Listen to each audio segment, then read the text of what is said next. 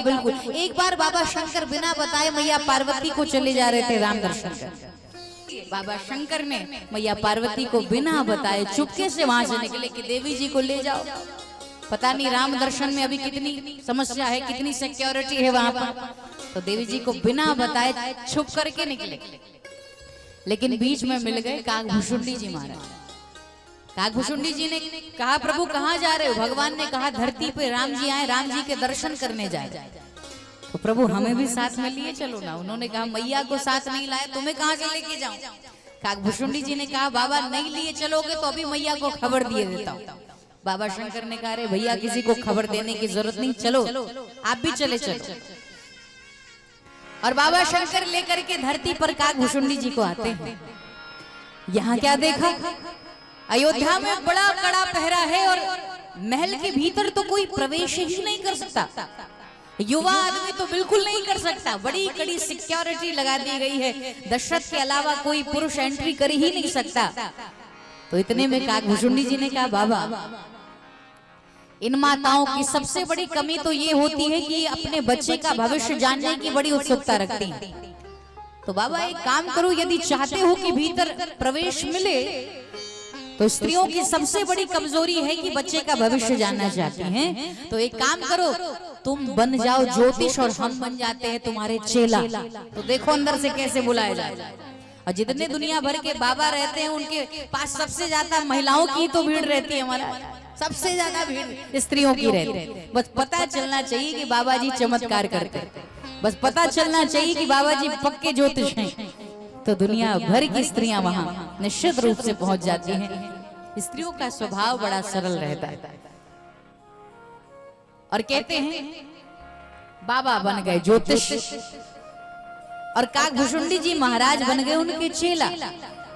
और इतने में गोस्वामी जी इसी बात को लिखते हैं, कहते हैं अवध में आजू आगमी एक आयो, अवध में आजू आगमी यानी ज्योतिष।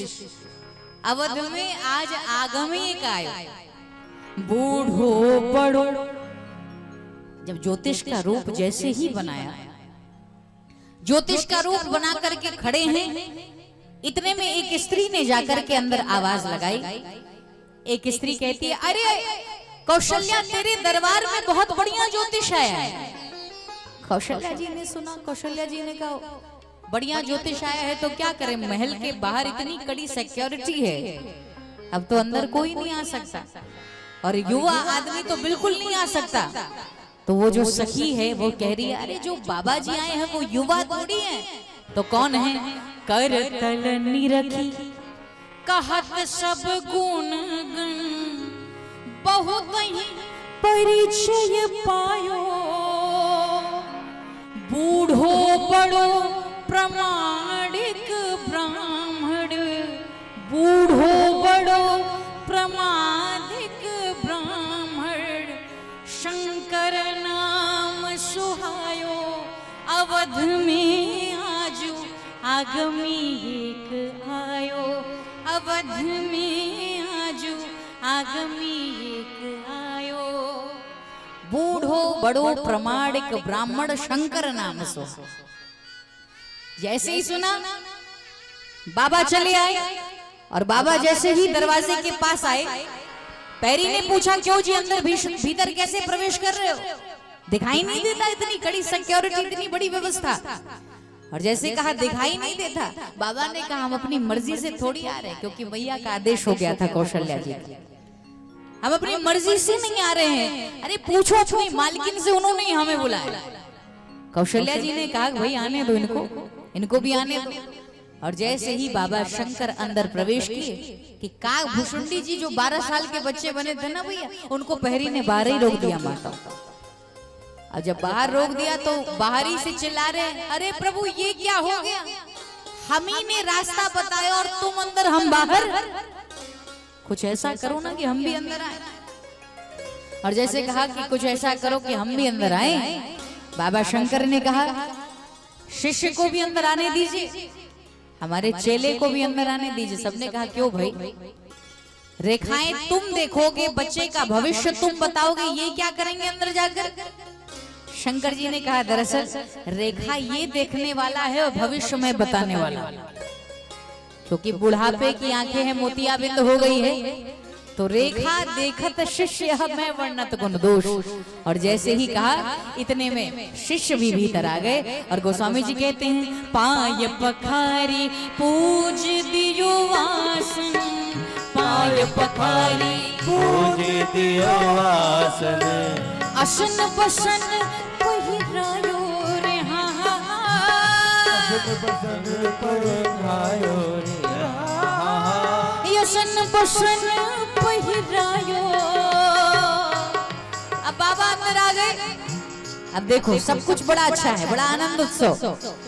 बाबा भीतर आए और मैया ने जब बाबा की वो बड़ी बड़ी दाढ़ी देखी, वो लंबी लंबी जटाएं देखी, माँ को लगा मेरा लल्ला डर ना जाए, तो माँ ने लाला को बड़ी जोर से गोद में लिपटाया है, भगवान राम को बड़ी जोर से पकड़ कर रखा है और राम जी के छोटे छोटे हाथ निकाल दिए और कहते हैं मैया की पढ़ो बाबा जितना भविष्य पढ़ना। अब बाबा क्या करें, बाबा ने धीरे से काकभूषुंडी जी के कान में कहा ये क्या? अब भीतर आ गया है, भेद खुला तो डंडे अलग पड़ेंगे। अरे कुछ ऐसा करो ना, जब आ ही गए हैं तो इनको गोद में भी तो लेने का सौभाग्य प्राप्त हो। काकभूषुंडी जी ने कहा मैया हमारे बाबा बड़े अच्छे ज्योतिष हैं, ये बच्चे के पूरे शरीर की रेखाएं देखना चाहते हैं। और जैसे ही कहा शरीर की रेखाएं देखना है, मैया डरते डरते राम जी को शंकर भगवान की गोद में डाल देती हैं और शंकर भगवान राघवेंद्र सरकार को जैसे ही गोद में लिया, कहते हैं बाबा शंकर की समाधि लग गई। और ऐसा हो गया नख शिख बाल बिलो की विप्र तनु, नख शिख बाल बिलो की तनु, नख शिख बाल बिलो की विप्र तनु, नख शिख बाल बिलो की विप्र तनु, उर प्रमोद न अमायो रे हा हा हा, उर प्रमोद न अमायो रे हा हा हा। भगवान जैसे ही हृदय से लगाते हैं राघवेंद्र सरकार को, बड़े आनंदित हो जाते हैं, बड़े और बाबा की समाधि लग गई। अजी इसी रूप का तो ध्यान करते हैं, बंदौ बाल रूप सोई राम। और जैसे ही शंकर भगवान की समाधि लग गई, काकभूषुंडी जी महाराज चिंतित हो गए कि अब तो भेद खुल ही जाएगा। और जैसे ही बाबा की समाधि लगी, काकभूषुंडी जी ने धीरे से ढकेला, धक्का मारा और उधर राम जी जो गोद में पड़े थे, राम जी को भी चिंता हो गई कि बाबा कहीं पकड़े ना जाएं, इसीलिए अपने छोटे छोटे हाथों से बाबा शंकर की दाढ़ी पकड़कर जोर से खींच ली। और जब दाढ़ी खींची तो बाबा की आंखें खुल गई और काकभूषुंडी जी ने कहा महाराज कुछ कुछ बोलते चलो, कुछ कुछ बोलते चलो। और जैसे ही कहा कुछ कुछ बोलते चलो, बाबा बोलना शुरू कर दिया। बड़ा गुणवान होगा, बड़ा विनम्रवान होगा, बड़ा चरित्रवान होगा, बड़ा शीलवान होगा, बड़ा रूप। पंडित जी लोग ऐसे ही बोलते हैं ना एक सांस में, समझ में आए या ना। अब बाबा भी ऐसे ही बोलने लगे, बड़ा गुणवान होगा, बड़ा विनम्रवान होगा, बड़ा चरित्रवान होगा, बड़ा शीलवान। अरे आपकी बड़ी बढ़िया बहू आएगी। और कहते कहते वनगमन की बात शुरू कर दी। देखो बाबा ने इतना ही कहा, बाबा ने केवल कहा वनगम, केवल वनगम कहा। इतने में काकभूषुंडी जी ने फिर से ढकेला। बाबा ने कहा अब क्या है, अब तो भविष्य बता रहे। काकभूषुंडी जी ने कहा प्रभु आप तो सब जानते हैं, ज्योतिष शास्त्र का एक नियम यह भी होता है, सुख की बातें तो बतानी चाहिए लेकिन दुख की बातें बतानी नहीं चाहिए। अगर तुम इनको अभी से वनगमन की बात बता दोगे तो बच्चे का जो सुख है नहीं ले पाएंगी, आज से ही रोना शुरू कर देंगी कि मेरा बेटा वन चला जाएगा, तो इनको मत बताइए। अब उधर मैया चिल्लाई जा रही है कि बाबा अब आगे भी बोलोगे, ये वनगम क्या है? बाबा ने कहा कुछ नहीं, ये हमारा कोड नंबर है।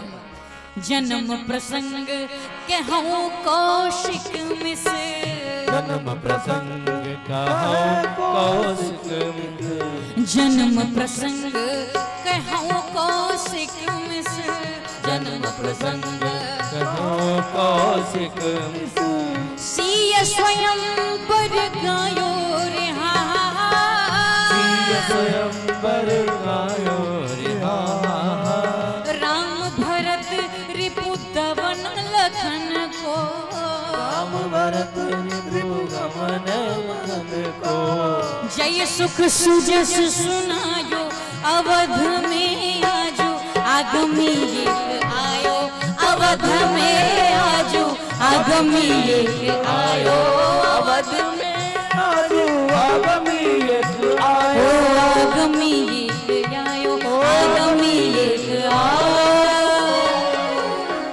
बोलो सियावर रामचंद्र की जय।